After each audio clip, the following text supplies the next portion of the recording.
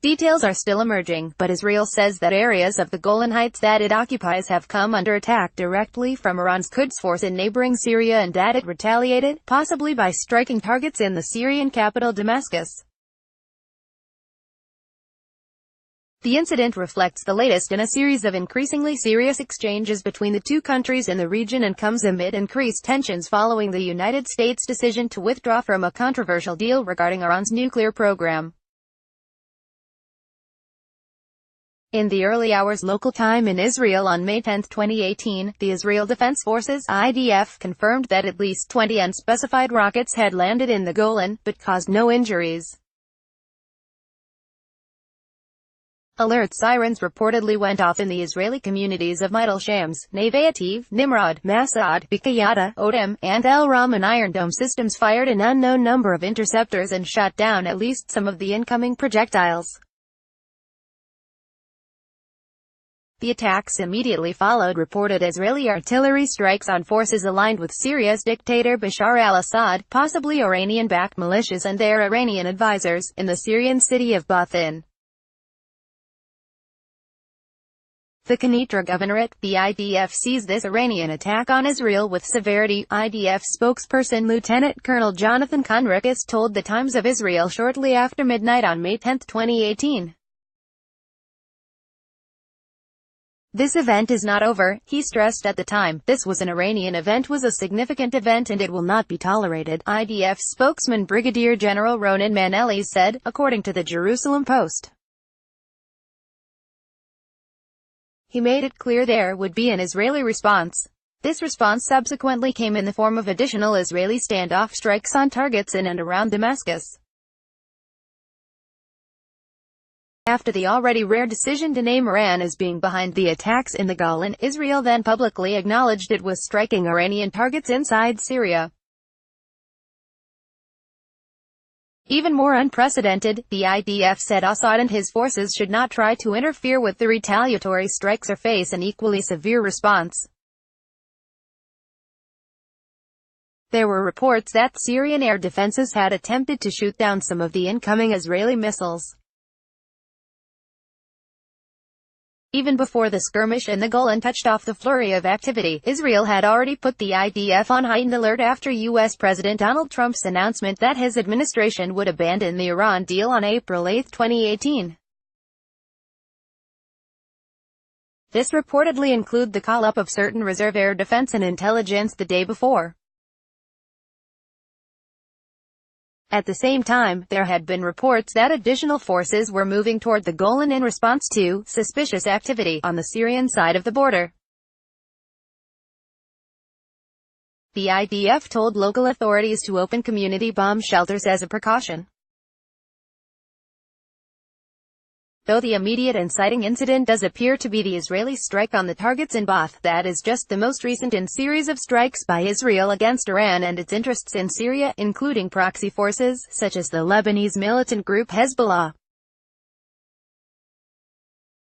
On May 9, 2018, the Assad regime also blamed Israel for a separate operation that targeted an Iranian-controlled weapons depot within a Syrian military base in Kiswa, just south of the capital Damascus. According to the Syrian Observatory for Human Rights, an independent UK-based monitoring group, those strikes killed at least 8 members of Iran's Islamic Revolutionary Guard Corps (IRGC) and another 15 pro-regime militiamen, including other third-party nationals. Many reports treat the IRGC and the Quds Force interchangeably, though the latter is an entity within the former organization, primarily tasked with external operations. The powerful quasi-military IRGC is distinct from the country's military and officially exists to guard Iran's supreme leader, presently Ayatollah Ali Khamenei, his overarching authority, and the Islamic Republic of Iran's underlying theocratic system of government. As of October 2017, the U.S. government had designated both the Quds Force specifically and the IRGC as a whole as terrorist groups for their direct connection to Hezbollah in Lebanon and Hamas in Palestine, as well as their direct support for Houthi rebels in Yemen. Since the beginning of 2018 alone, there have been more than a half a dozen major Israeli strikes on Syrian targets or reported incidents involving the country's forces operating in Syria. This tempo has steadily increased since April 2018 and shows no signs of changing anytime soon.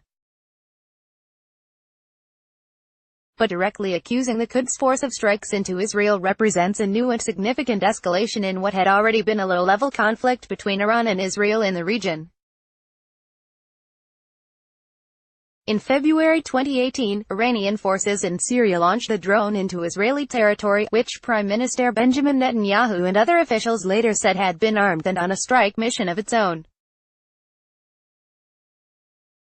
That incident touched off a burst of counter-strikes that left one Israeli Air Force F-16I multi-role combat aircraft destroyed and one of its F-15s damaged. There are also reports that the rockets that flew across the border from Syria were actually short-range ballistic missiles, which would also mark a major change in the nature of the fighting. In June 2017, Iran launched an unprecedented strike on ISIS terrorists using that class of weapon, Zulfikar missiles specifically in that case, which we noted at the time could have also been a demonstration for the benefit of Israel and other potential opponents of its capabilities. At the very beginning of May 2018, Iranian Defense Minister Amir Khatami had called on Israel to stop its provocative actions against the Islamic Republic. That followed Netanyahu's elaborate show-and-tell presentation in which he accused Iran of lying about its nuclear ambitions. "This is our warning to the regime occupying Jerusalem and its supporters. Stop your dangerous behavior," Khatami said. The Iranian response will be surprising and you will regret it. Despite these and other threats, we are certain to see a stronger Israeli retaliation over Iran's attacks in the near future, as well as a continuation of Israel's broader campaign against Iran's interests in Syria. However, these actions appear to now be prompting increasingly threatening Iranian responses. With all this in mind, what we are seeing now seems to be the closest the two countries have come to entering into an all-out war. We will continue to update this post as new information becomes available. Update, 6:20 p.m. Pacific Standard Time. Clearly a major Israel response has been underway for some time now. Multiple waves of aerial attacks, most likely by standoff missiles, have been underway. Of course, Syrian government sources say most have been shot down by their air defense systems. Regardless, it looks like a wide variety of targets are being struck in multiple geographical areas. We may have to wait some time to get a better idea of just how extensive the target list was. There are also reports of Russian fighters getting airborne to defend Damascus. These rumors seem to be par for the course now when Israel strikes, and it's unlikely that Russia will intervene. Netanyahu was in Moscow today with Putin for Russia's Victory Day parade. Clearly, the situation was discussed at that time. Update, 6:40 p.m. Pacific Standard Time. Looks like things are quieting down as dawn is approaching. These exchanges could become a very common occurrence in the coming hours and days though, with the big question being will it develop into a full-on sustained campaign, war? Updated, 7 p.m. Pacific Standard Time. Multiple outlets are reporting that the IAF hit Iranian-related targets all over Syria in a massive counterattack. At least one Syrian air defense site was also supposedly hit. The Times of Israel states, the late-night Iranian rocket barrage and Israeli counterattack appeared to be the largest exchange in Syria since the 1973 Yom Kippur War. We still don't know the type of rockets fired into Israel. Some have said at least a few of the 20 projectiles were short-range ballistic missiles. There was limited damage to Israeli bases as a result of the barrage, which lends credence to the possibility that they were more advanced guided missiles than the basic ballistic artillery rockets traditionally used by groups like Hamas and Hezbollah. Israel and the U.S. have noted that Iran had been moving more advanced missile systems into Syria and as of late and the IAF had gone after those weapons on numerous occasions in recent weeks. Update, 8:45 p.m. SPST. The IDF has released an update on the operation, stating, the IDF is attacking dozens of military targets that belong to the Iranian Quds Force in the Syrian territory. In the framework of the extensive attack, Iranian intelligence sites operated by Quds Force were attacked. Logistic headquarters of the Quds Force. Military complex in the Quds Force Logistics Complex in Chizwa. An Iranian military camp north of Damascus. The weapon storage sites of Quds Force at the Damascus International Airport, systems and dots heavy of intelligence associated with the Quds Force, observation, military positions and weapons in the area of the barrier.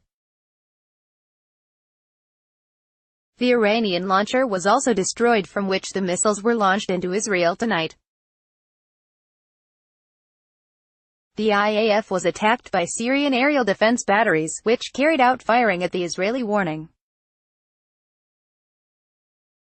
In response, the IDF has attacked several aerial intercept systems, SA-5, SA-2, SA-22, SA-17, belonging to the Syrian army. Each to see no to their base in peace. They also included this short video showing the MLRS launcher and where it traveled before being destroyed. The inclusion of targeting multiple air defense sites could be the first sign that Israel is looking to establish a more robust long-term air campaign of sorts over Syrian territory. Dismantling key elements of Assad's air defense network will allow IAF fighters to move to making more high-volume direct attacks once again on Iranian-related sites in Syria. Contact the author, Tyler at TheDrive.com. Don't forget to sign up your email address.